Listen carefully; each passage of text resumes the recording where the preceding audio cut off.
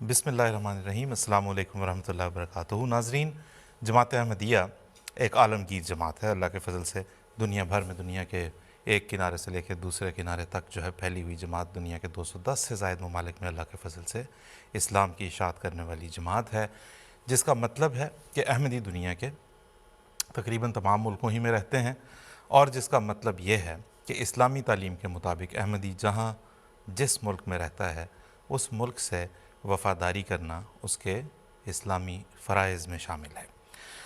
آج کے پروگرام کے آغاز میں البتہ اس بات کی وضاحت ضروری ہے کہ آج کا پروگرام جو ہم یہاں پہ کچھ گفتگو کریں گے وہ بالخصوص پاکستان کے تناظر میں ہے، یعنی اس خطۂ زمین کے تناظر میں جس کے حصول کے لیے وہاں رہنے والے احمدیوں نے بے پناہ کوششیں کیں۔ پھر جب وہ سرزمین، جب وہ ملک، جب وہ وطن ان کا وجود میں آ گیا تو اس کے استحکام کے لیے، اس کی ترقی کے لیے جو ان کے بس میں تھا انہوں نے کیا، بہت خدمات پیش کیں، بہت سی قربانیاں پیش کیں، اور ایک ایسی مثال وفاداری کی قائم کی ہے پاکستانی احمدیوں نے پاکستان کے ساتھ، جس کی مثال ملنا دنیا میں بہت مشکل ہے، بلا مبالغہ بہت مشکل، اتنا کہ تقریباً ناممکن ہے۔ کون سا ظلم ہے جو ان پہ روا نہیں رکھا گیا؟ کون سا ایسا ستم ہے جو ان پہ توڑا نہیں گیا؟ کون سی پابندیاں ان پہ نہیں لگائی گئیں؟ لیکن اس تمام کو برداشت کرتے ہوئے انہوں نے حضرت اقدس محمد مصطفیٰ صلی اللہ علیہ وسلم کی تعلیم کا دامن ہاتھ سے نہ چھوڑا کبھی بھی، اور اپنے ملک کے ساتھ وفادار رہے، آج تک ہیں، ہمیشہ انشاءاللہ رہیں گے۔ کیا کچھ نہیں ہوا؟ ان کی تبلیغ پہ پابندی، ان کے اپنی کتب، اپنے رسائل کی اشاعت پہ پابندی، خود کو مسلمان کہنے پہ پابندی، کلمہ طیبہ پڑھنے پر پابندی، یہاں تک، اور یہ ہم پاکستان کے قانون کے حوالے سے بات کر رہے ہیں، کوئی اپنی طرف سے بات نہیں کر رہے، یہاں تک کہ مسلمان نظر آنے یا کسی کو مسلمان لگنے پر بھی احمدیوں کے اوپر پابندی ہے، عجیب و غریب قسم کے، ہر قسم کا یعنی کہ ظلم جو ان کے اوپر روا رکھا گیا، لیکن ان کی وفاداریاں پاکستانی احمدیوں کی پاکستان کے ساتھ کبھی بھی ماند نہیں پڑیں، اور نہ انشاءاللہ تعالیٰ کبھی ایسا ہوگا۔ تو مسئلہ یہ ہے کہ الزام ان کے اوپر یہ لگایا جاتا ہے پاکستانی جو ہمارے مخالفین ہیں پاکستان میں رہنے والے غیر احمدی علماء کی طرف سے، کہ جی احمدی پاکستان کے وفادار نہیں ہیں، پاکستان کے خلاف کسی سازش میں مصروف ہیں، اور اللہ جانے کیا کیا کس طرح کا بے بنیاد، بے ہنگم اور بے تکے الزامات جماعت احمدیہ پاکستان کے اوپر لگائے جاتے ہیں۔ نصیر حبیب صاحب ہمارے ساتھ اس وقت اسٹوڈیو میں ہیں، تاریخ پہ بڑی گہری نظر ہے، اور اگر ایک اور بات نصیر حبیب صاحب سے سوال پوچھنے سے پہلے میں اپنے ناظرین کو کہوں، جس سے میں نے کہا تاریخ پہ ان کی بڑی گہری نظر ہے، یہ جو باتیں بیان کریں انہیں بائسڈ نہ سمجھا جائے، اس میں کوئی تعصب نہیں ہے، وہ تاریخی حقائق ہیں، آپ خود جا کے ان کی چھان پھٹک کر سکتے ہیں۔ نصیر حبیب صاحب، آل انڈیا مسلم لیگ کا قیام جو عمل میں آیا ہے 1906 میں، وہ اس کا قیام کی بنیادی غرض و غایت ہی جو تھی وہ یہ تھی کہ جو غیر منقسم ہندوستان تھا، برطانوی ہندوستان کے مسلمانوں کے حقوق کا تحفظ۔ کہیں آپ کو ایسا لگا تاریخ پڑھتے ہوئے، تاریخ دیکھتے ہوئے، اگر آپ اپنی احمدیت کو ایک طرف اس وقت کر کے ہمیں بتائیں کہ جماعت احمدیہ کی ہمدردیاں اور وفاداریاں مسلمانان ہندوستان کے ساتھ نہیں تھیں؟ بسم اللہ الرحمن الرحیم۔ میں عرض کروں گا کہ مسلم لیگ کے قیام کا مقصد یہ تھا کہ مسلمانوں کے جداگانہ نئے نظام میں، جہاں رفتہ رفتہ حکومت برطانیہ جو اقتدار جو ہیں اختیارات ہندوستانیوں کے سپرد کر رہی تھی، ان کی ایک جداگانہ آئیڈنٹی کا تحفظ کیا جائے۔ مسلم لیگ نے 1906 میں قائم ہوئی، 1909 میں اصلاحات نافذ ہوئیں، جداگانہ حق ان کا رائٹ تسلیم کر لیا گیا، 1916 میں لکھنؤ پیکٹ ہوا، کانگریس نے بھی انہیں جداگانہ ان کا جو تشخص تھا وہ مان لیا۔ 1917 میں حکومت برطانیہ نے اعلان کیا کہ ہمارا مقصد ہے کہ رفتہ رفتہ ہم اختیارات ہندوستانیوں کے سپرد کر دیں۔ اس موقع پہ حضرت خلیفۃ المسیح ثانی رضی اللہ تعالیٰ عنہ نے محسوس کیا کہ مسلمان کمزور ہیں، اب حکومت برطانیہ خود بتا رہی ہے کہ ہم آزادی دے دیں گے، اس موقع پہ ان کو رہنمائی بڑی ضروری ہے۔ میں حیران ہوتا ہوں کہ 1916 میں حضرت صاحب کا کوئی میدان سیاست نہیں تھا، لیکن یہ جو پیشگوئی کے الفاظ تھے کہ سخت ذہین و فہیم ہوگا، آپ کو اس کی جھلکیاں پوری 45 سالہ تاریخ میں نیکسٹ جو ہے نظر آئیں گی. اترا تھا چاند شہر دل و جاں میں ایک بار، اب تک ہیں آنگنوں میں اجالے پڑے ہوئے. میں پوائنٹ آؤٹ کروں گا آپ کو، 1916 میں مسلم لیگ نے ایک پیکٹ کیا ہے، لکھنؤ پیکٹ کیا ہے. اس میں یہ ایک ویٹیج کا اصول طے پایا کہ جہاں کوئی اکثریت ہوگی اقلیت کی جو ہے زیادہ سیٹیں دے گی. مسلمان یو پی میں 15% ہیں، انہوں ڈبل مل گئی 30%. پنجاب اور بنگال میں معمولی اکثریت تھی، وہاں جب مسلمانوں نے رائے دی ان کی اکثریت اقلیت میں بدل گئی. اور یہ چودھری خلیق الزمان کہتے ہیں مسلمانوں کی نا تجربہ کاری کا ثبوت تھا. اور جو معاہدہ کرنے والے تھے 40 سال کی عمر تھی قائد اعظم محمد علی جناح کی.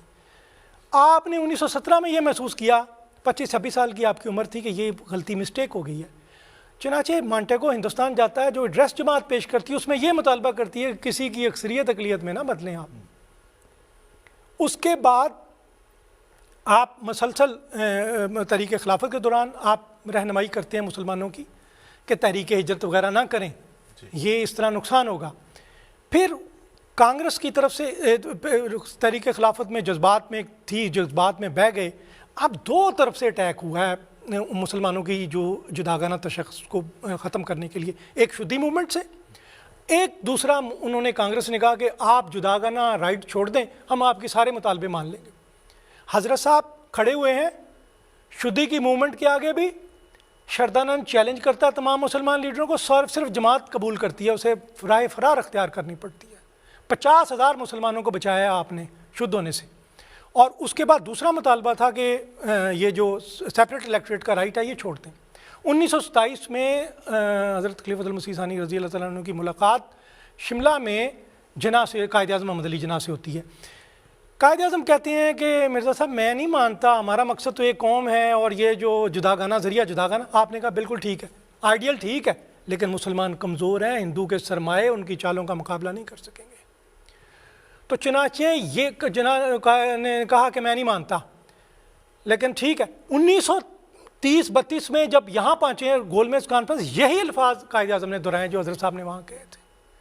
یہاں نہرو رپورٹ آتی ہے، وہ مسلمانوں کے ساتھ ایسا کھلواڑ کرتی ہے اس کے مطالبات سے کہ جس کا کوئی حال نہیں. آپ تبصرہ لکھتے ہیں سب سے پہلے 5 خود مختار اٹانمس صوبوں کا مطالبہ حضرت صاحب نے کیا ہے. اور علامہ اقبال کا مطالبہ جو 1930 میں اس نے الہ آباد میں کیا، اس میں 4 صوبے تھے. یہ صرف اسی مطالبے کا ایک آگے شکل تھی، لوگوں نے لکھا ہے. پھر گول میز کانفرنس ہوتی ہے، وہاں بھی حضرت صاحب کی کوشش تھی کہ سیپریٹ الیکٹریٹ کا رائٹ جو ہے وہ محفوظ رہے. اس کے بعد آپ دیکھتے ہیں کہ لیکن اس کو کوئی طے نہیں ہو پاتا. پھر ہم آگے چلتے ہیں، سیکنڈ ورلڈ وار کا آغاز ہو جاتا ہے. سیکنڈ ورلڈ وار کا آغاز ہو جاتا ہے، کانگریس دباؤ ڈالتی ہے انگریزوں پہ کہ بھئی آپ ہمیں اختیارات سارے دیں اور اس کے بعد نہیں ہوگا. تو وہ چنانچہ 1942 کو کوئٹ انڈیا موومنٹ چلتی ہے. اس کا کوشش یہ ہے کہ اختیار لے لیں، بعد میں کہیں گے جی دیکھی جائے گی، مسلمانوں سے نپٹ لیں گے. وہ خیر انہوں نے پکڑ کے، ان کی زندگی اور موت کا سوال تھا، انہوں نے پکڑ کے سارے قید میں کر دیے. یہ ڈیڈ لاک پیدا ہو گیا. 1945 کو حضرت صاحب اعلان کرتے ہیں، جنوری 1945 کو، میں ہندوستان سے کہتا ہوں انگلستان سے صلح کریں، میں انگلستان کو کہتا ہوں ہندوستان سے صلح کر لو اور کوئی آگے بڑھو، کوئی اس طرح کا ڈیڈ لاک کو روکو، لوگوں پہ رحم کرو. وہ کہتے ہیں میری آواز جو ہے کوئی لے جائے. ظفر اللہ خان صاحب کامن ویلتھ کانفرنس کی کرنے کے لیے یہاں آتے ہیں لندن میں، اور آپ کی وہ پیغام لے آتے ہیں. یہاں آپ خطاب فرماتے کہتے ہیں 25 لاکھ ہندوستانی جو ہیں آپ کے لیے آزادی کے لیے لڑ رہے ہیں. اور حیرت کی بات ہے، ستم ظریفی ہے کہ خود آزادی سے محروم ہے. تو اب وہ آگے بڑھ چکا ہے، اب روک نہیں سکتا. اس نے ایک پورے ایک قسم کا جو زلزلہ پیدا کر دیا. انہوں نے لارڈ ویول کو بلایا اور انہوں نے مشورہ کیا بھی اقتدار ان کے سپرد کیا جائے. اور لارڈ ویول آتا ہے اور ان کو کانفرنس کے لیے بلاتا ہے. حضرت صاحب پھر خطبہ دیتے ہیں. دیکھیں ظفر اللہ خان صاحب کی جو بات یہاں ظفر اللہ خان نے اتنے زبردست طریقے سے کی. نہرو نے کہا کہ this gentleman, oh my goodness, this gentleman says things with more courage and more plainly than we do. اور وہ یعنی نہرو جس کے بارے میں طالع شاہ بخاری کہا کرتے تھے ہر کوئی جواہر لال نہرو جیسا خطبہ پڑھے، اور وہ بندہ ظفر اللہ خان صاحب کی تعریف کر رہا ہے۔ پھر آپ نے جب دوبارہ یہ ڈیڈ لاک ختم ہوا ہے، دوبارہ حضرت صاحب نے خطبہ دیا ہے کہ دیکھو اب 200 سال ہمیں تمہیں غلامی ہے، تم اب ہندوستان انگریز تمہیں 90% آزادی دے رہے ہیں، ابھی لے لو اور 10% بھی مل جائے گی۔ اس پر ثناء اللہ مرسری کہتا ہے جو تڑپ خلیفہ جی کی تقریر میں پائی جاتی ہے آزادی کے لیے وہ تو گاندھی میں بھی نہیں ہے۔ تو یہ طریقے پھر مسلسل حضرت صاحب رہنمائی کرتے گئے ہیں اور یہ قافلہ آگے بڑھتا گیا ہے، اور ہر موقع پہ ہر جو بھی ڈیڈ لاک پیدا ہوا ہے آپ یہ فرماتے تھے کہ کانگریس سے کہتے تھے کہ آپ ان کے رائٹ دیں، پاکستان پہلے مسلمانوں کا پاکستان بنے، آپ ان کو رائٹ دیں، اور ہندوستان کا ہندوؤں کا ہندوستان اور مسلمانوں کا پاکستان، پھر آپ جو مرضی کمپرومائز کریں، ایک بار آزادی دیں ان کو۔ یہ تھا ایک۔ بہت شکریہ نصیر ربیع صاحب۔ ناظرین سے ہم یہاں پہ کہتے چلیں، ہم کہتے تو ہیں ناظرین کو ہمیشہ کہ جائیں تحقیق کریں، ڈھونڈیں، اس بات کا بھی لیکن ہمیں احساس ہے کہ شاید ہر ویور جا کے ڈھونڈ نہیں سکے گا کہ مثلا نہرو نے یہ کہاں کہا تھا۔ اگر آپ ہم سے رابطہ کریں، ہمارے کانٹیکٹ ڈیٹیلز آپ کی اسکرین پہ اگر ہمارا کنٹرول والے اس وقت دکھا سکیں، کنٹرول روم والے، تو آپ ہم سے رابطہ کریں، ہم انشاءاللہ تعالیٰ کوشش کریں گے۔ انڈیویجولی تو شاید رسپونڈ کرنا اس طرح سے ممکن نہ ہو، ہم کوئی پورٹل بنا دیں یا کسی ویب سائٹ پہ ان کی اویلیبلٹی اپنے ناظرین کے لیے ہم کرنا چاہتے ہیں۔ ہم چاہتے ہیں کہ آپ ٹھوس حقائق دیکھیں، وہ باتیں دیکھیں جو دراصل تاریخ کا حصہ ہیں، ان لوگوں کی بات سنیں جو دراصل تاریخ کو محفوظ کرنے والے لوگ ہیں، نہ کہ ان لوگوں کی بات جو تاریخ کی کتابوں اور فائلوں میں سے صفحات اور دستاویزات پھاڑ کر نکال کر تاریخ کو بدلنے والے لوگ ہیں۔ لہٰذا ہم چاہیں گے کہ آپ ان کو دیکھ سکیں۔ ابھی یہاں پہ نصیر ربیع صاحب نے ذکر کیا کہ secretary of state for India Montagu جب ہندوستان گیا ہے تو جماعت احمدیہ کی طرف سے اسے جو ایڈریس پیش کیا گیا، وہ اس کے ٹائٹل پیج کا عکس ہم یہاں پہ آپ کو اس وقت دکھا رہے ہیں، آپ اسے سرچ بھی کر سکتے ہیں، آپ ہم سے جب رابطہ کریں گے تو ہم تب بھی آپ کو دکھا سکیں گے۔ یہ پیش کیا گیا، اس کے بارے میں اس کے اپنے تاثرات جو اس نے خود بیان کیے ہیں۔ اس نے ایک تحریر کی تھی اینڈ انڈین ڈائری کے نام سے، ٹھیک ہے جی، آپ دیکھ رہے ہیں ایڈون مونٹیگو، یہ اس کی بیٹی نے اس کی وفات کے بعد پوسٹھیومسلی شائع کی گئی۔ اس کے صفحہ نمبر 35 اور 36 پہ میں آپ کو کچھ یہاں سے پڑھ کے سناتا ہوں۔ وہ کہتا ہے، اس نے اس چیز کا اعتراف کیا ہے، وہ بتانے کے بعد کہ جی بڑی طویل ہے کہ انہوں نے ایڈریس پیش کیا جس کا نا، وہ کہتا ہے کہ but it is an awfully well written document.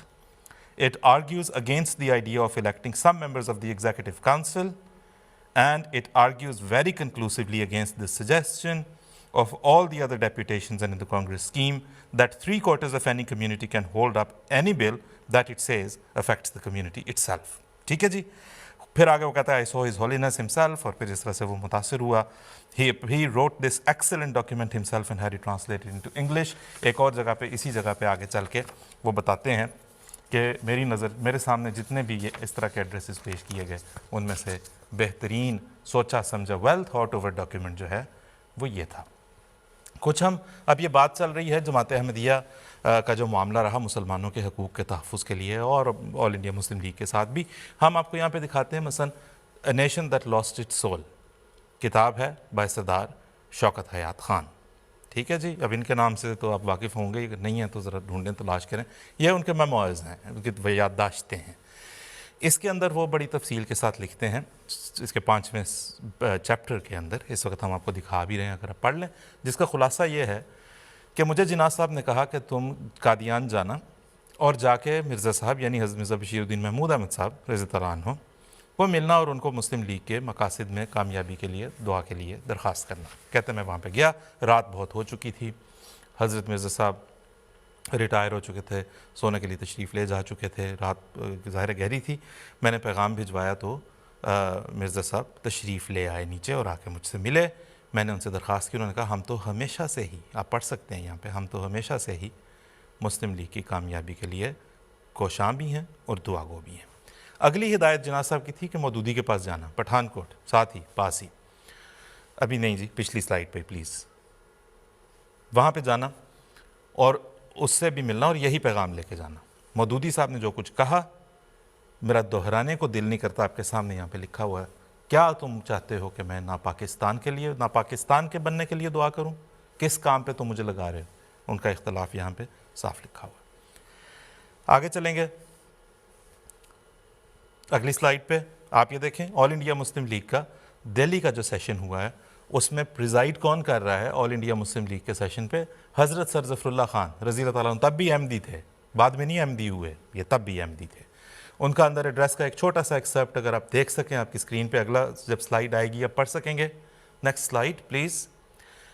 وہ مخاطب کر کے وہاں پہ کہہ رہے ہیں کہ اس وقت اگر ہمیں سب سے زیادہ کس چیز کی ضرورت ہے مسلمانوں کو تو وہ اتحاد کی ضرورت ہے، اور اسلام سے بہتر میں نے کوئی مذہب نہیں دیکھا جو اس چیز کی تعلیم دیتا ہے، اور مسلمانوں سے زیادہ بہتر کوئی نہیں ہوگا جو اس تعلیم پر عمل بھی کر سکے۔ طویل خطاب ہے، اسے بھی جس طرح میں نے کہا ہم چاہیں گے کہ ہمارے ناظرین اپنے آپ کو ان چیزوں سے ایکوینٹ کریں۔ آگے دیکھیں مسلم لیگ ہی کے ایک اور اجلاس کی کارروائی جس پہ عبداللہ ہارون صاحب پریزائڈ کر رہے ہیں، دکھائیں جی یہ والا، ٹھیک ہے جی، یہ آل انڈیا،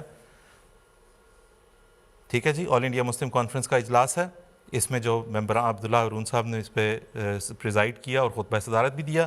آگے آپ اس میں جو شامل ہونے والے لوگوں کے نام دیکھیں اگلے سلائیڈ پہ تو آپ کو نظر آئے گا، اگلی سلائیڈ پلیز۔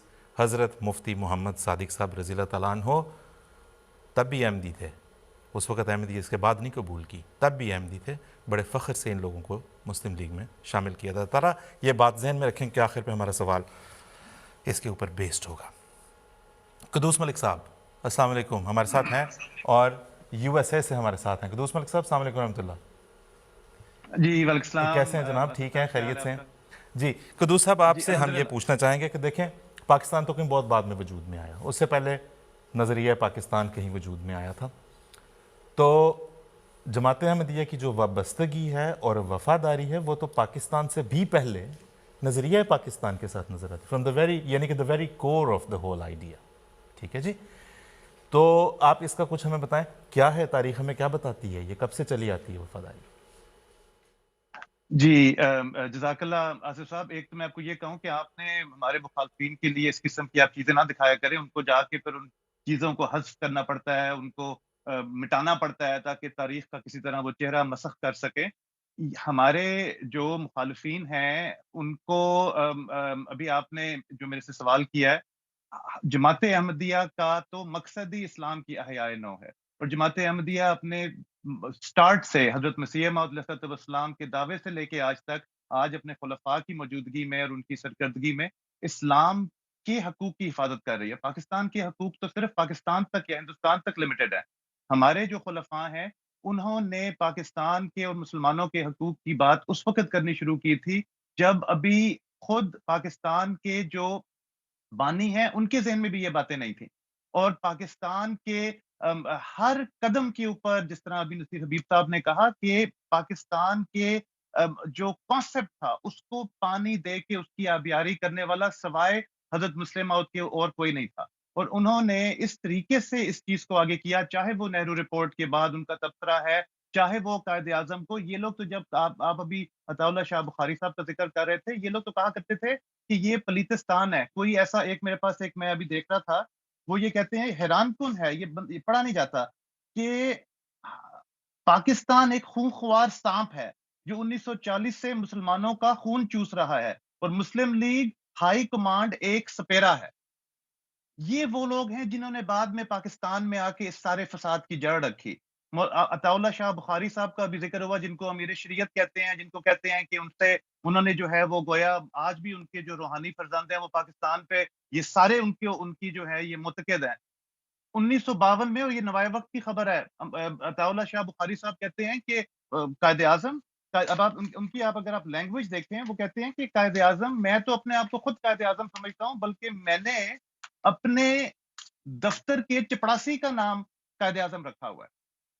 یہ وہ لوگ ہیں جو جماعت احمدیہ سے جواب طلبی کرتے ہیں، یہ وہ لوگ ہیں جو ہمیں کہتے ہیں کہ تم لوگ جو ہے وہ برڈن آف پروف ہمارے پہ ہے۔ ساری زندگی ان کی پاکستان کی مخالفت میں گزری، اور اس کے بعد جب پاکستان بن گیا اس وقت بھی یہ پاکستان کو، پاکستان کی ایجنسیاں کہتی تھی کہ یہ لوگ ففتھ کالم ہے بھارت کا، کانگریس کے ساتھ ان لوگوں کے تعلقات ہیں۔ اور ہمارا جماعت نے تو سٹارٹ سے لے کے اس سارے کانسیپٹ کی آبیاری کی۔ مسلم لیگ کے پاس ایک وقت ہوتا تھا جب پیسے نہیں ہوتے تھے، حضرت مسلم موعود ان کو جو ہے وہ ان کو جو ہے وہ ان کو انکریج کرنے کے لیے ان کی سپورٹ کیا کرتے تھے. تو جماعت کا تو پاکستان کے ساتھ ایک بڑا گہرا تعلق ہمیشہ رہا ہے اور وہ آج بھی ہے. یہ کہنا کہ گویا کہ حضرت مسلم موعود جو ہیں وہ اکھنڈ بھارت کے حامی تھے، قائد اعظم بھی جب پیدا ہوئے تھے تو وہ پاکستان کا جھنڈا ان کے ہاتھ میں نہیں تھا اس وقت. یہ ایک ایوولوشن ہوئی ہے. ایک چیز کے اوپر جماعت احمدیہ ڈے ون سے قائم تھی حضرت مسلم موعود کی سربراہی میں، حضرت مسلم موعود کی لیڈرشپ میں. وہ یہ تھا کہ مسلمانان پاکستان اور مسلمانان ہند کی سپورٹ اور ان کے حقوق کا تحفظ.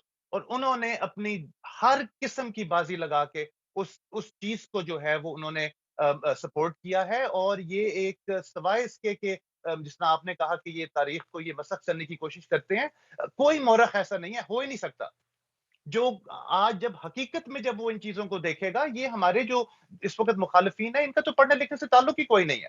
یہی وجہ ہے کہ ہمیں یہ مشکل پیش آتی ہے. بار بار پروگرام کر کے ان کو سمجھانے کی ہم کوشش کرتے ہیں کہ نہ ہمارے ملک کے ہمارے جو بہن بھائی ہیں ان کو تم لوگ گمراہ کرنا چھوڑ دو.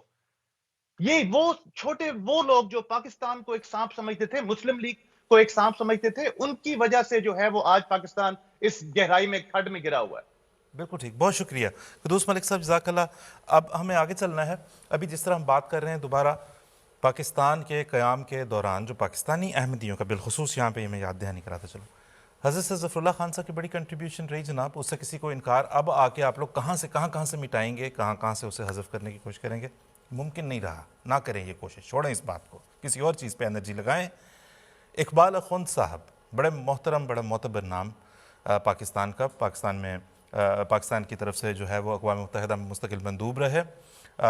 اس کے علاوہ جو ہے یہ حضرت سید ظفر اللہ خان صاحب کے فرسٹ سیکریٹری کے طور پہ ان کی پہلی پوسٹنگ ہوئی تھی ایک وقت میں. اقبال اخوند صاحب سے ہم نے سید ظفر اللہ خان صاحب کے بارے میں پوچھا، طویل گفتگو تھی، اس کے چھوٹے بٹس ہم آپ کو یہاں پہ اس وقت سنائیں گے. سنیے. چودھری صاحب کو تو ویسے ہر ایک بھی جانتا تھا، لیکن مجھے یہ بڑی خوشی کی بات ہے کہ مجھے موقع ملا کہ ایسے آدمی کے ساتھ جو پاکستان کی فاؤنڈنگ فادرز، جنہوں نے پاکستان کی نہ صرف بنیاد رکھی لیکن اس کے بعد کچھ عمارت کو بنانا بھی شروع کیا. تو یہ ایک بڑا موقع تھا میرے لیے، فخر کا موقع تھا، فخر کا باعث. تو اس وقت کافی کچھ ایکٹیویٹی تھی. کانگو کا مسئلہ تھا، پھر ٹیونس، موراکو بھی آزاد نہیں ہوئے تھے. ان کی آزادی میں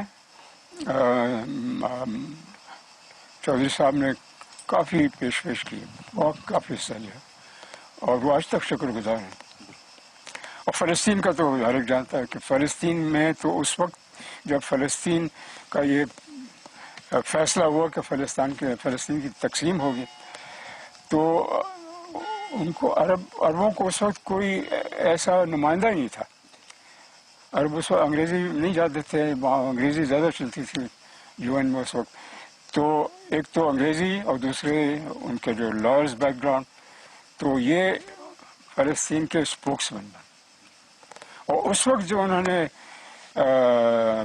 بنیاد ڈالی پاکستان عرب کی دوستی کی، بھائی چارے کی، وہ اسی زمانے سے. جی بالکل ٹھیک. اچھا، اسی طرح بھی آپ نے فلسطین کا بتایا اقبال اخوند صاحب. اگر ہمیں یہ بتائیں کہ اور دوسرے مسلم ممالک کے لیے بھی جو اس کی خدمات، ہاں، صرف پاکستان کو ریپرزینٹ نہیں بلکہ مسلم امہ کو ریپرزینٹ کرتے رہے، لیبیا ہے، سوڈان ہے، لیبیا، سوڈان، ہاں، بتا سکیں کہ اس سلسلے میں کیا خدمات ہیں؟ UN میں ہوتا تھا. جی UN میں پریشر، سوڈان، لیبیا، ایریٹریا کے متعلق. پھر میں نے عرض کیا کہ ٹیونس، موراکو. UN کی ڈبیٹس میں وہ پیش کرتے تھے کہ کیا کہتا، اس کے باہر بھی ان کا کافی رسوخ تھا. تو میرے خیال میں ان کی جو وہاں ایکٹیویٹی تھی، ڈپلومیٹک ایکٹیویٹی سے ضرور لوگ متاثر ہوتے تھے. پاکستان جب آزاد ہو گیا اور پاکستان ایک نئی مملکت ہاں، دنیا کے نقشے کے اوپر ابھرا ہے، تو یونائٹڈ نیشنز میں بہت سے معاملات جو سب لے کے گئے ہیں، اس کی وجہ سے بھی پاکستان کا تشخص اور پاکستان کی آئیڈینٹی ہاں، بالکل دنیا میں. بالکل. پاکستان کو اس وقت کون جانتا تھا؟ بلکہ جو جانتے تھے وہ بھی کہتے تھے کہ یہ تو غلط چیز ہے، مذہب کے نام پہ اپنے मुल्क को तोड़ दिया वगैरह। लेकिन उस वक्त यूएन में और चौधरी साहब की नुमाइंदगी और भी थे, चौधरी साहब की नुमाइंदगी से एक प्रेजेंस हो गया पाकिस्तान का। हाँ, लोग जानने लगे कि ये पाकिस्तान की आवाज़ है। कश्मीर पे तो पहले दिन से कश्मीर की जो नुमाइंदगी, कश्मीर की जो एडवोकेसी की, वो चौधरी साहब ने केस वही बना के गए। उसके बाद उसमें कोई तब्दीली नहीं आई। अब कश्मीर अगर उनकी एडवाइसी पे हल होता तो कब का हल हो जाता, उसका हल तो बंदूक से हो रहा है। लें जनाब, इकबाल अखुन साहब की गवाही आपके सामने। अब फ़ैसला जो पाकिस्तानी हमारे नाजरीन या गैर अहमदी हमारे नाजरीन बेचारे जिनको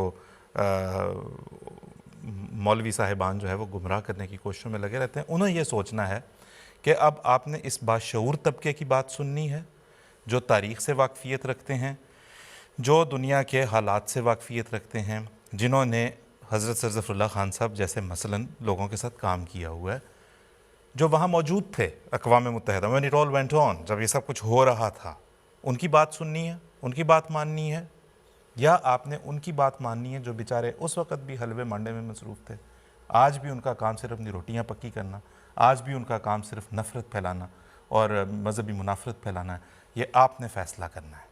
इसलिए हम अब अपनी बात को आगे बढ़ाएंगे। नसीर हबीब साहब, ये अभी इकबाल अखुन साहब की गवाही हमने सुनी है, तो कहाँ से ये बात अंदर आ गई सारे सिलसिले में कि जी सर ज़फ़रुल्लाह ख़ान साहब जो हैं वो गोया क़याम पाकिस्तान या पाकिस्तान की आड़ में खुदा न खास्ता पाकिस्तान के ख़िलाफ़ कोई साजिशें कर रहे थे, कोई कार्रवाइयाँ कर रहे थे? कहाँ से आई ये बात? मैं एक छोटा सा एक आपको बात बताता हूँ, एक छोटी सी आपको अंदाज़।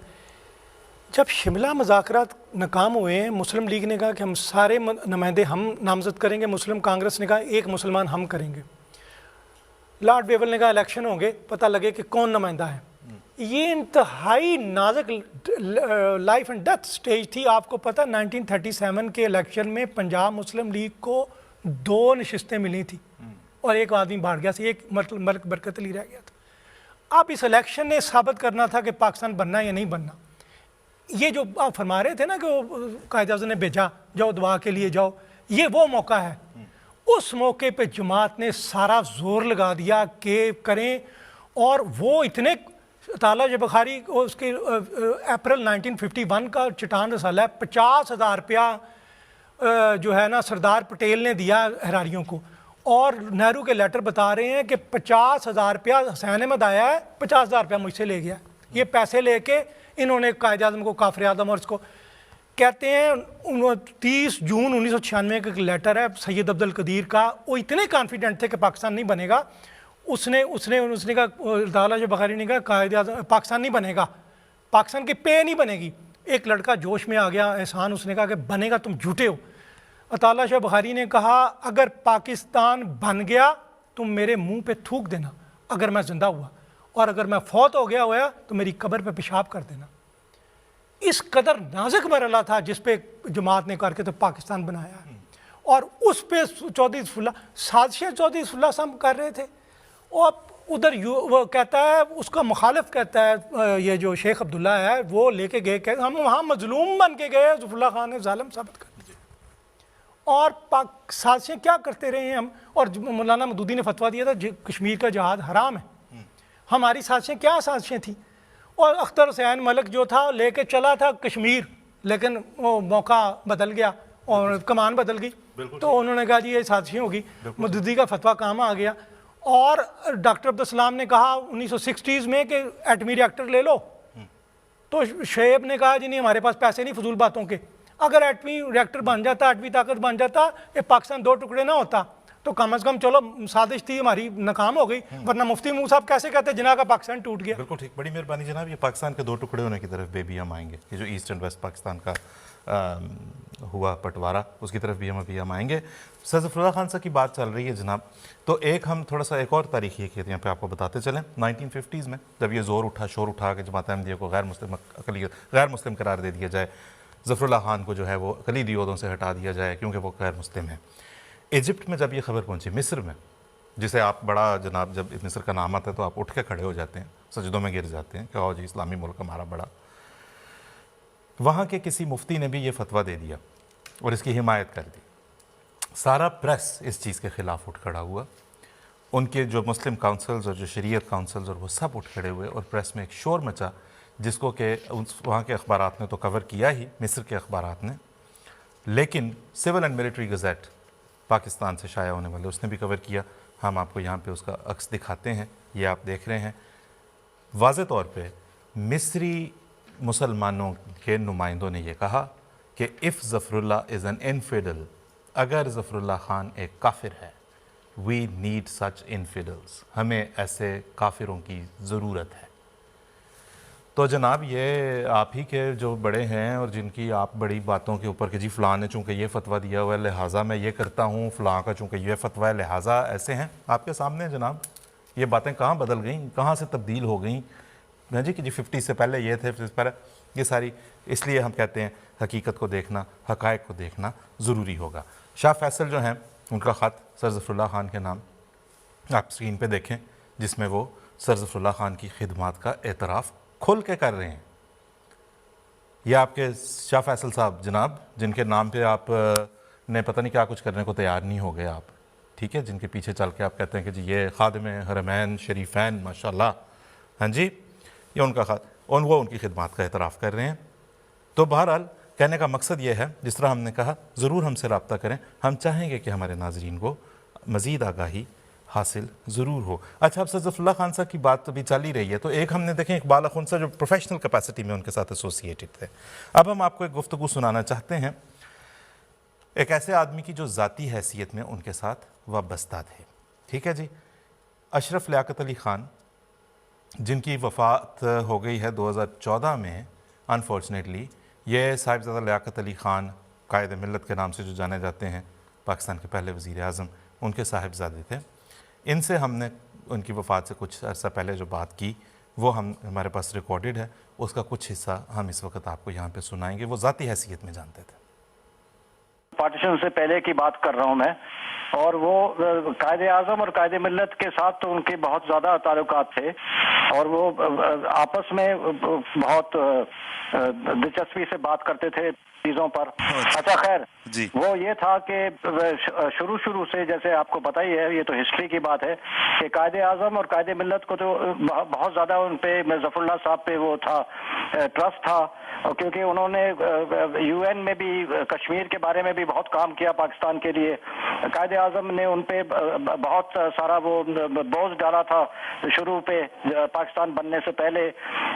وہ ظفر اللہ لندن آئے تھے بہت دفعہ پاکستان کے بارے میں, اور اس کے علاوہ سر ظفر اللہ کے ساتھ جو تعلقات تھے ہمارے خاندان کے اور قائد اعظم کے خاندان کے, وہ ایسے تھے کہ آپ یہ سمجھیں کہ اس میں کوئی ریلیجس بات کبھی آتی بھی نہیں تھی.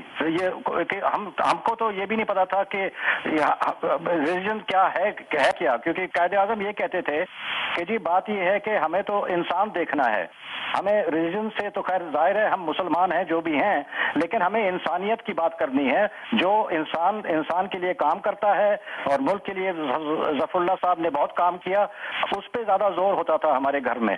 ان کا جو وطن کے ساتھ جو محبت تھی اس پہ کسی طرح کوئی شخص ڈاؤٹ کر سکتا ہے کبھی بھی کہ ان کو اپنے وطن سے محبت نہیں تھی؟ نہیں کوئی نہیں کہہ سکتا جی. اگر کوئی کہتا بھی ہے تو وہ تو خود غدار ہوگا ملک کا, اگر کوئی کہتا ہے. لیکن جو خدمات انہوں نے کی ہیں پاکستان کے لیے وہ بہت کم لوگوں نے کی ہیں جی. آپ ایسے سمجھیں کہ جب یہ پاکستان بنا تھا ایک ٹیم تھی جنہوں نے پاکستان بنایا تھا جس کے لیڈر تھے قائد اعظم. اچھا ٹھیک ہے, اس ٹیم میں سر ظفر اللہ تو بہت ہی زیادہ اونچے تھے اس ٹیم میں. He was one of the pioneers of this team that made Pakistan. So if anybody says کہ ظفر اللہ صاحب has not done anything for the country or has done something wrong for the country, he himself is a traitor. میں تو یہ کہوں گا. لیں جناب, اب وہ ہمارے احباب, ہمارے مخالفین کے پیچھے چلنے والے جو بڑا جناب ہمارے پرکھ اور قائد ملت اور رحمت اللہ علیہ اور ہمارے پرکھوں کی اولاد, انہی کی مان لیں, انہی کی سن لیں. کچھ تو کریں, کچھ تو ذرا تھوڑا سا اپنے ویژن کو ہٹائیں اس فوکس پہ سے جہاں پہ آپ نے فکسیشن کر لی ہوئی ہے اپنے ویژن کی, وہاں سے ہٹ کے دیکھنا ہوگا, حقائق کی طرف واپس ہمیں جانا ہوگا اور پھر دیکھنا ہوگا. اب ہم قدوس ملک صاحب کے پاس واپس چلیں گے. قدوس ملک صاحب, پاکستان کے وجود میں آنے تک کی بات تو ہو گئی, پاکستان جب وجود میں آ گیا وہیں تو مقصد حاصل نہیں ہو گیا. تو اور ان احمدیوں نے جنہوں نے پاکستان میں سکونت اختیار کی اور آج تک کی ہوئی ہے, ان کا رویہ, ان کا تعلق, ان کی خدمات اب ظاہر ہے بڑی پھیلی ہوئی ہیں, دہائیوں کے اوپر پھیلی ہوئی ہیں. ایک اختصار سے کچھ اس کے بارے میں تو بتائیں. جی آصف صاحب، احمدی تو پاکستان کے قیام سے پہلے بھی، پاکستان کے قیام کے دوران اور آج تک جو ہے وہ جماعت کی، پاکستان کی وہ خدمت کر رہے ہیں. میں ابھی ریسنٹلی میری نظر سے ایک گزرا جو ظفر اللہ خان صاحب کی بات ہو رہی تھی ابھی ٹی وی کے اوپر، انہوں نے ایک استعفیٰ دیا جب وہ وزیر خارجہ تھے. وہ ایک اساسی کمیٹی کے وہ رکن تھے اور انہوں نے استعفیٰ دیا. اس استعفے کو پڑھنا چاہیے. انہوں نے کہا کہ اس وقت عدلیہ کی بات ہو رہی تھی اور انہوں نے یہ کہا کہ اس عدلیہ کے اندر یہ تجویز تھی کہ کوٹا سسٹم کریٹ کر دیں اور اس میں سیاسی سفارشیں اور یہ وہ. اور انہوں نے کہا کہ میں ایسی کمیٹی کے ساتھ شامل نہیں رہ سکتا کیونکہ یہ ہمارے ملک کے لیے ایک زہر ثابت ہوگی یہ چیز. اور میں حیران ہوں اس بات پہ کہ اتنی بے تحاشا ایسی چیزیں ہیں. اور آج آپ یہ دیکھ لیں کہ اس وقت جو ہماری برسر اقتدار پارٹی ہے، ان کا دعویٰ کم از کم، عملاً تو انہوں نے، مجھے نہیں پتا کہ وہ کیا کر رہے ہیں، لیکن ان کا دعویٰ یہی تھا کہ ہم نے اپنی عدلیہ کو ٹھیک کرنا ہے، انصاف لوگوں کو مہیا کرنا ہے.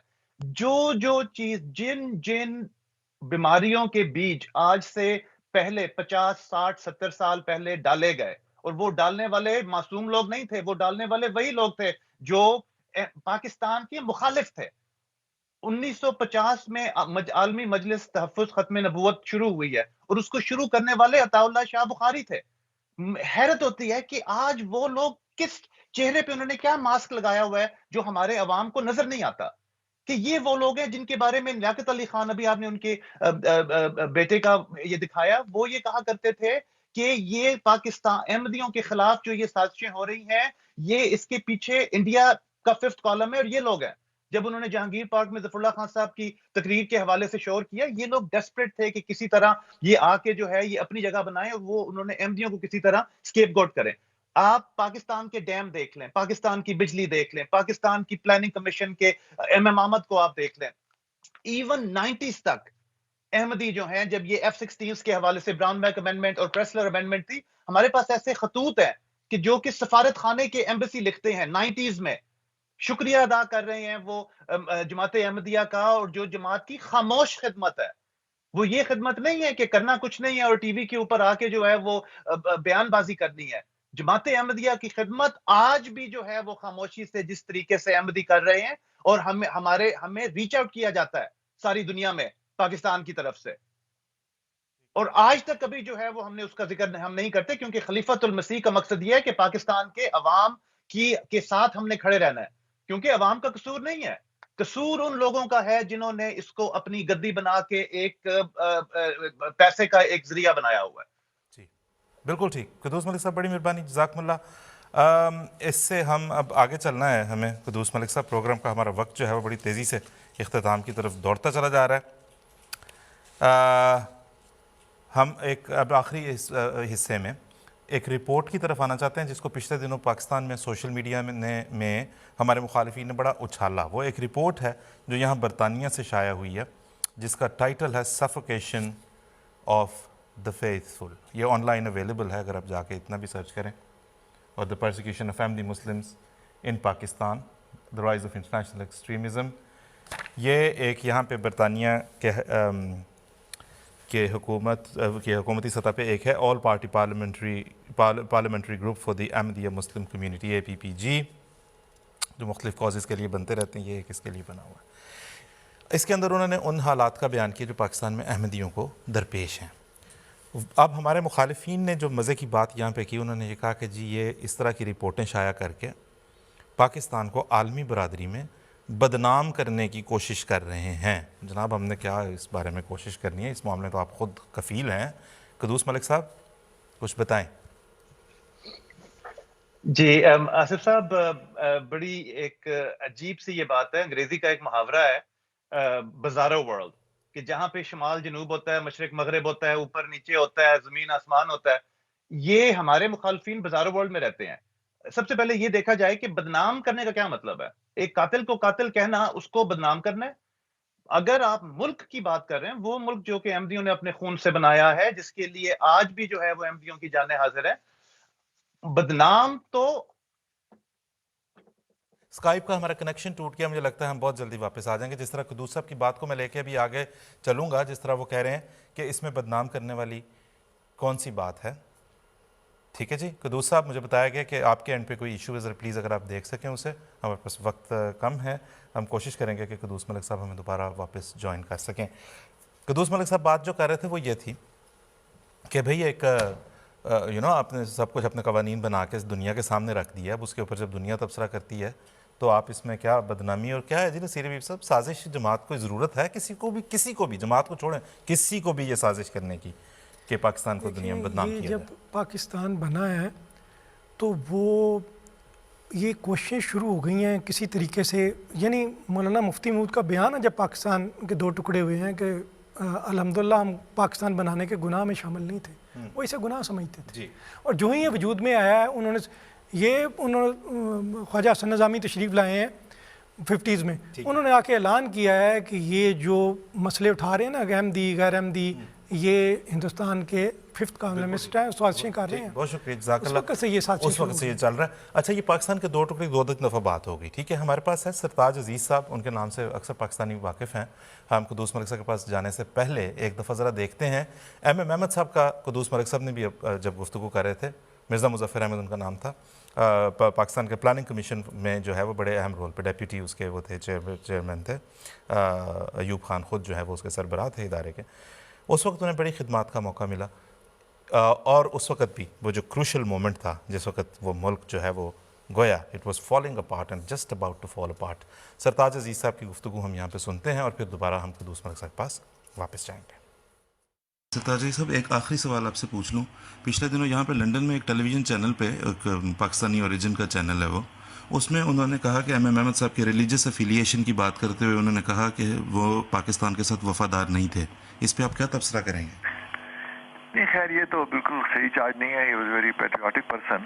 بلکہ میں یہ کہوں گا کہ اس میں ان کا جو جسے کہوں گا آبجیکٹیویٹی تھی یا لیک آف بائس تھا، وہ یہاں تک تھا کہ ہم جتنے لوگوں نے ان میں سے ساتھ کام کیا، ان میں سے کوئی بھی احمدی نہیں تھا. ابو الحق تھے، چاہے میں تھا، چاہے معین بقائی تھے، چاہے قمر اسلام تھے، یعنی دی انٹائر ٹیم.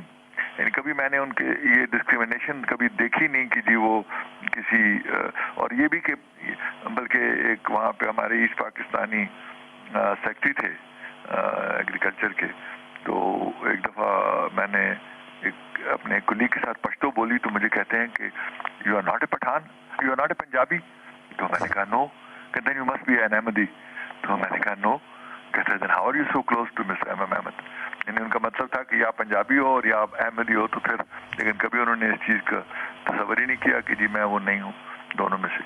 تو یہ ان کا جو جنرل ایٹیچیوڈ تھا ٹورڈز پاکستان اینڈ اس کے جو لانگ ٹرم انٹرسٹ تھے، they were quite remarkably objective and positive. M Ahmad Sahib کی جو ایک میں کنٹریبیوشن اسپیشلی یاد کروں گا وہ یہ تھا کہ لیٹ 60s میں ایسٹ اور ویسٹ پاکستان میں کافی ٹینشن آ چکے تھے. جیسے آپ کو یاد ہوگا کہ 65 کی لڑائی کے بعد 66 میں مجیب الرحمان کے 6 پوائنٹس آئے تھے and they were seeking greater autonomy. تو اس پہ احمد صاحب نے 2-3 اہم انیشیٹو لیے تھے اور انہوں نے وہاں کے گورنرز کے نیچے پالیسی کمیٹی بنائی تھی، ایج لیول پر بھی، ایگریکلچر پر بھی، انڈسٹری پہ بھی، اور خود اس کے ممبر تھے اور فائنانس سیکٹری ممبر تھا اور باقی افسر ممبر تھے، تاکہ جو پالیسی میکنگ ہے in the interest of East Pakistan وہ ڈھاکے میں ہو under the chairmanship of the governor East Pakistan. اس طرح کی کمیٹی یہاں بھی بنی تھی ٹو کریٹ پیرٹی. تو اس کے بعد پھر جب وہ 4th 5 year پلان بن رہا تھا 69-70 میں covering the period from 7 to 75، وہ بہت بڑا بون آف کنٹینشن بن گیا تھا between East and West Pakistan کہ آیا دونوں صوبوں کا ایک کامن پلان ہوگا بھی کہ نہیں ہوگا. تو اس میں he played a very major unifying role in terms of trying to keep انہوں نے جو پہلے ایوب خان کو پھر یحییٰ خان کو ورچولی یہ کنونس کیا کہ جی آپ پولیٹیکلی اگر دونوں میں اکٹھے رہیں تو اکانومی میں اگر فرق ہو بھی جائے اور وہ ان کے ریسورسز انہیں کو دے دیے جائیں, مینجمنٹ ان کو دے دی جائے, کوئی حرج نہیں ہے. تو it was a very sort of politically astute sort of thinking on his part. اور بلکہ جو مارچ 71 میں فائنل نیگوسیشن تھی before the military crackdown, اس میں ان کے ساتھ گیا تھا ایسٹ پاکستان ڈھاکہ. تو وہ انہوں نے یہی فارمولا دیا کہ 1 country 2 economies is better than 2 countries. اور لیکن انفارچونیٹلی وہ things had gone too far اور اس پہ فیصلہ نہیں ہوا. لیکن his role in keeping East and West Pakistan, even the East Pakistani جو ڈیلیگیشن تھا, they were also surprised کہ ان کا جو اپروچ ہے کتنا کنسٹرکٹیو ہے اور پازیٹیو. ایم احمد صاحب پاکستان کے بہت ہی قابل اور دیانتدار سول سرونٹ تھے اور انہوں نے کافی اہم پوزیشنیں جو ہیں وہ سنبھالی تھیں.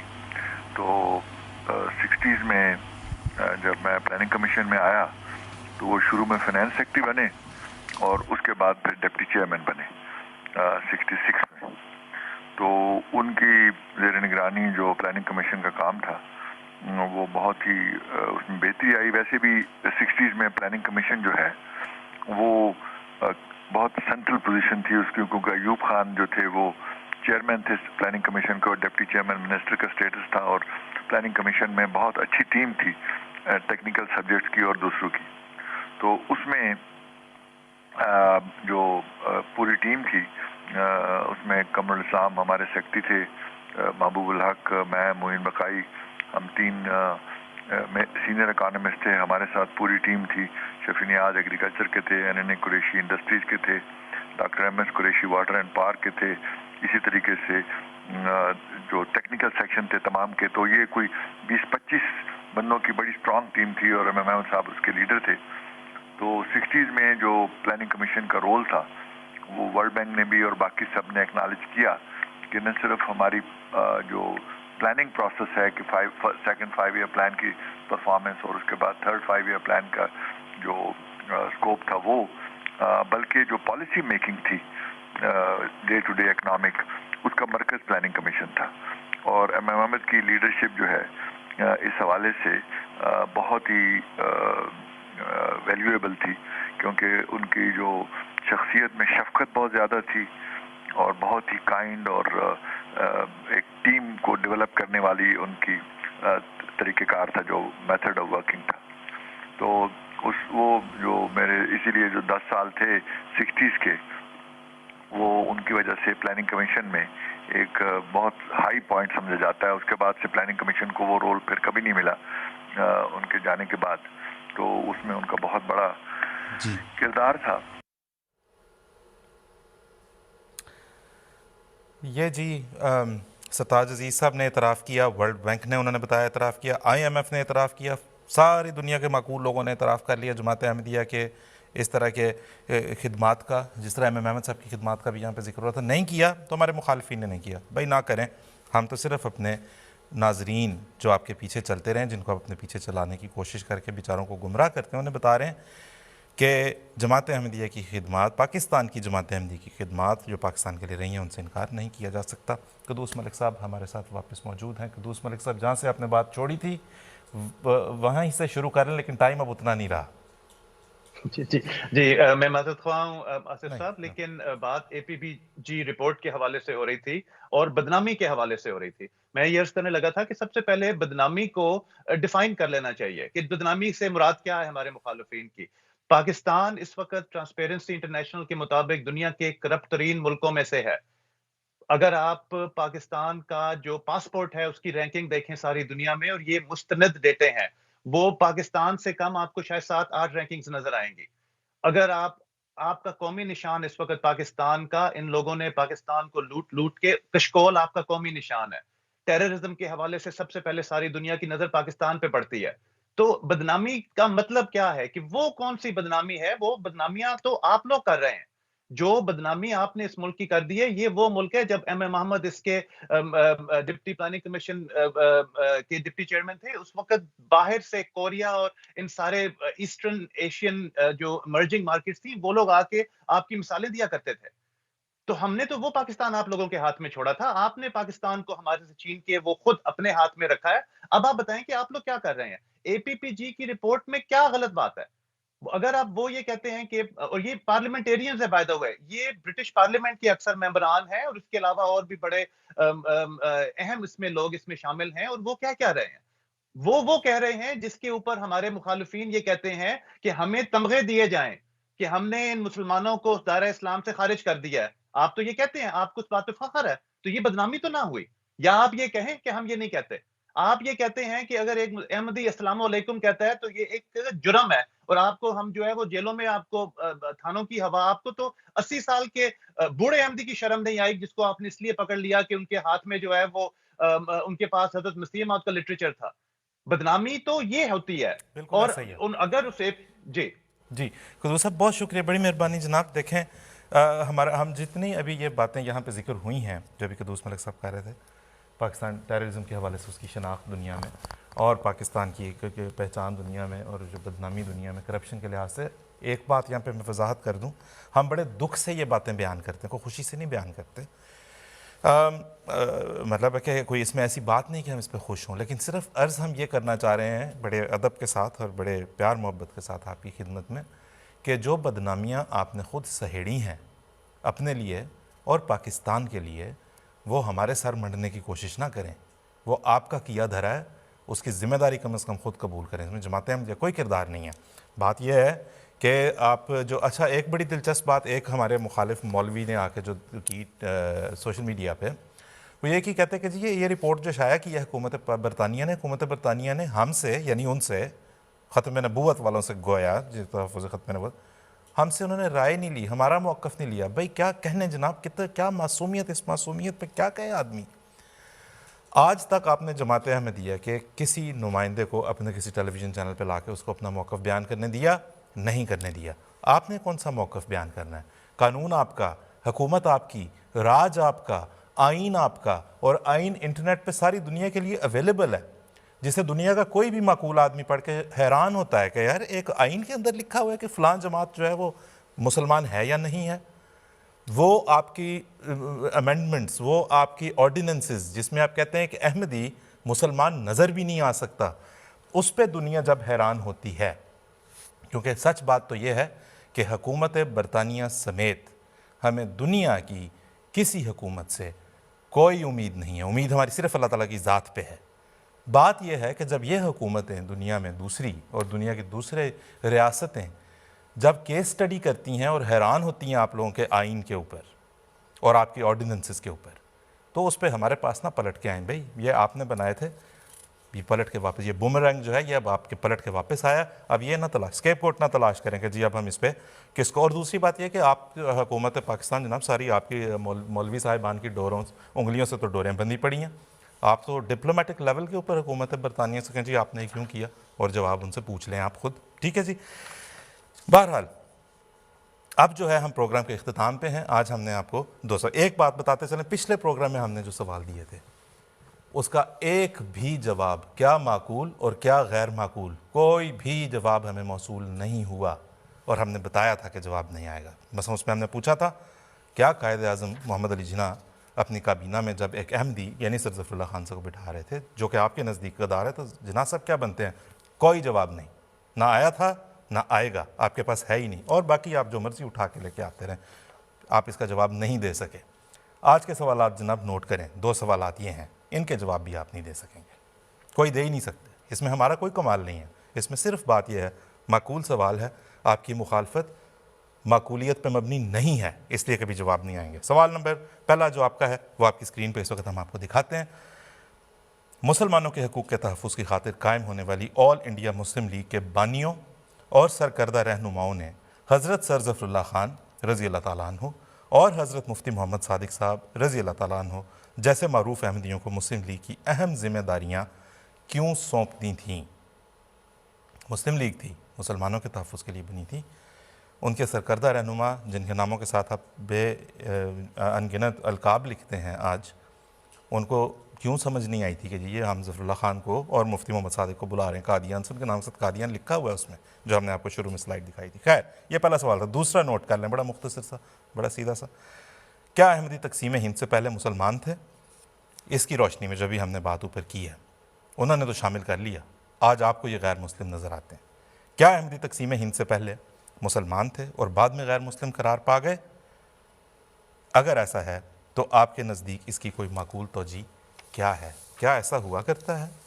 کوئی جغرافیائی تقسیم ہو گئی جناب، ایک خطہ زمین پہ ایک لائن لگا دی گئی جغرافیائی تقسیم کے لیے، اس کے بعد سے ایک فرقہ جو ہے وہ لو جناب اب ان کا مذہب تبدیل ہو گیا، 1953 میں فلاں حکومت آ گئی تو لیں جناب فلاں اب مسلمان ہوگا اپنے، 74 میں فلاں حکومت نے یہ فیصلہ کر دیا، لہٰذا اب جو مسلمان نہیں تھے وہ مسلمان ہو گئے، جو مسلمان تھے۔